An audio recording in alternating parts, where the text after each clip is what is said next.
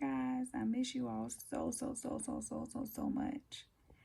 Um, Welcome to the fourth quarter. This is your last chance to get this thing called 2019-2020 school year right. So this last quarter, what we're going to be focusing on is poetry. I'm sorry, I do not know how to do the PowerPoints and talk with it, so I'm recording from my phone. The PowerPoint that I want you all to see. So bear with me. Okay, so we're going to really be talking about literary devices. Basically, this is going to be a review because we've all read and talked about these literary devices that I'm about to go over. So, automatopoeia. This is one that we've talked about, but we haven't really spent too much time on it. So, automatopoeia is a word that imitates the sound it represents. So if you look at these words, it kind of looks like how it sounds, like boom. It imitates the sound it represents. So you have those examples, like I said, boom. You have splash, crunch, tick tock, wow. All of those are considered automatopoeia because the word actually imitates the sound that it represents. Take notes on these guys because you all will need them. Personification. We've gone over personification a million times this year. So personification is when a writer gives human qualities to an animal or object. The examples: my car drank the gasoline and wound up. That's personification because a car literally cannot drink gasoline. Symbolism. We've talked about symbolism, but we really didn't dig deep in it. So symbolism is using an object or action that means something more than its literal meaning. The pink ribbon. If you notice in October, the month of October, you see a lot of people wearing the pink ribbon, which basically means the fight against breast cancer. So it's not just a pink ribbon. The deeper meaning, like the literal meaning of it, is the fight against breast cancer. The Statue of Liberty, it symbolizes freedom. We all know that. Those are examples of symbolism. Simile. I'm not going to spend too much time on simile because we've gone over simile too many times, I feel, this year. We all know it is an expression of or comparison or comparing one thing to another using the words like or as. So it's comparing one thing to another using the words like or as. We've gone over that. Same as metaphor. We've beat this down this year. I am sick of similes and I am sick of metaphors. So metaphor is a comparison of two unlike things without using the words like or as. You guys should have these down pat. Hyperbole. We've also beat hyperbole to death this year. Hyperbole is an obvious exaggeration or overstatement. So, example, I'm so hungry I could eat a horse. You cannot literally eat a horse, period. So that would be hyperbole. Some of these I'm going to skip because you actually don't need them for what we're doing. Theme, we've also beat theme down. Theme is the message or the moral of the story. Period, point blank. It is not what the story is about. It's not the central idea. It is the message that you gain from the story. That is a theme. Alliteration. We've gone over alliteration a lot too. Alliteration is the repetition of the same consonant sound in words occurring near one another. So the same consonant sound. Peter Piper picked a peck of pickled peppers. Sally sells seashells by the seashore. Basically, they're tongue twisters. That is alliteration. I'm going to leave it there for a minute so you guys can get that because a lot of you guys have been messing that definition up. Alliteration is the repetition of the same consonant sound in words occurring near one another.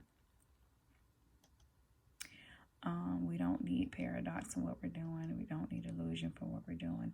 Imagery, we've also beat imagery down. We beat it down. You guys should know what imagery is. So imagery, you're just evoking the five senses. So as you're reading or as you're writing, the author is evoking your five senses. They're painting a picture. If you can literally see a picture in your head when you're reading, that author has done a great job with expressing imagery. You guys need to do the same thing in your writing. I don't think we'll need idiom or oxymorons, euphemism. You don't need that. We don't need cliche. Okay, so that was actually the last one. So let me go back so you guys can get that last imagery. I really want you guys to incorporate imagery in your writing and in your when you're reading the poems this quarter. So now that that is done, where did it go? I told y'all I don't know how to work this. Okay, so this worksheet will be uploaded sometime this week. Probably today. It's going to probably be uploaded today. But basically what I want you to do is I want you to think about one of your favorite songs. It has to be school appropriate. So I don't want you to give me something that has a bunch of cursing and talking about women in a negative way. Give me a song that has meaning behind it. Give me a song that you can actually, if I wanted you to present it to me, you could present it to me and you know it front to back and it's not belittling or degrading to anyone. So what is your favorite song? What makes this your favorite song? What do you think it is about? So what do you think the song is about? So after you've done 1 through 3, I want you to go line by line and match the lines with the poet devices. Okay, so basically with number 4, what I want you guys to do is pick 3 of those literary devices we talked about. I'm sorry, what did I just do? Pick 3 of those literary devices we talked about. You can refer back to this video if you need to know which ones I am referring to.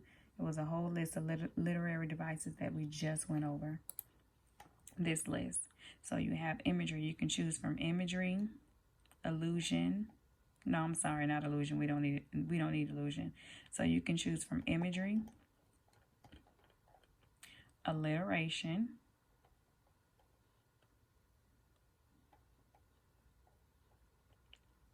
hyperbole, metaphor, simile, symbolism, personification, and automatopoeia. So those are the ones that you can pick from. So as you're looking at the lyrics, so of course you're going to need to pull up the lyrics to your favorite song. I want you to go, you don't necessarily have to go line by line, but let's do the first verse. So go line by line through the first verse and tell me about, first of all, I want you to explain what that first verse is. I also want you to go line by line and tell me if you see any of those poetic elements or poetic devices that we've just talked about. Do you see those in that in those lyrics? If you see those, I just want you to write them out and I want you to explain them to me. Lastly, I want you to tell me what is the deeper meaning behind your song. So if you need to look up a dictionary to find out, to understand some of the words. If you don't know exactly what some of the meaning of the words are within your lyrics, I want you to go and look those words up. You can use Google, you can use whatever you need to use, but I need you to answer those questions. 1 through, so it's only 5 questions. This will be the first assignment in the 4th quarter. So this will not be uploaded until grades are due for the 3rd quarter because you won't be able to see it in focus until after we finalize the grades. But this is your first assignment.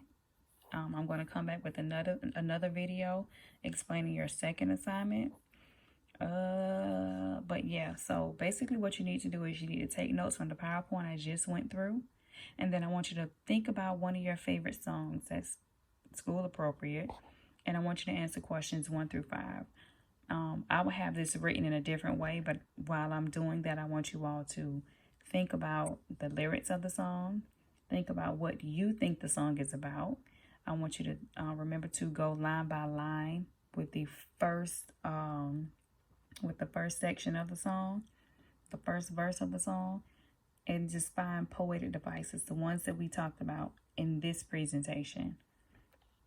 And then I want you to explain the deeper meaning. Okay, guys, you know, if you have any questions, you can always text me. All of you pretty much have my number.